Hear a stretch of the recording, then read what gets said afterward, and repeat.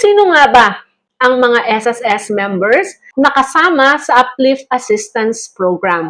Narito ang tinutukoy. Una, employed at kasama sa 2024 CBMS ng PSA. So, isa po yan sa requirement. Unang-una, employed. So, maliwanag po. Employed ka at hindi lang basta employed. Kailangan din kasali ka o kasama ka sa ginawang 2024 CBMS survey ng PSA. Kahit employed ka at hindi ka napasali dito sa survey, so hindi po pwede yan. Pangalawa, so may 20,000 and below na SSS monthly salary credit.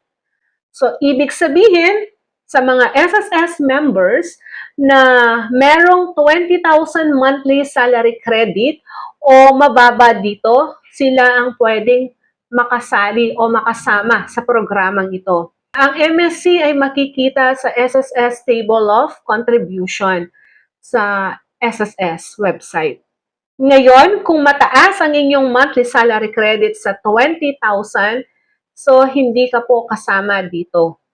Next, nakapaghulog ng contribution ng kahit isang beses noong 2025 o 2026. So maliwanag po yan, kailangan ng isang miyembro ng SSS ay meron siyang at least one contribution sa taong 2025 at 2026. Kung wala kang hulog ni isa sa taong 2025, 2026, hindi ka kasama. Ngayon, ang pinakahuli, may enroll na disbursement account sa SSS as of April 30, 2026.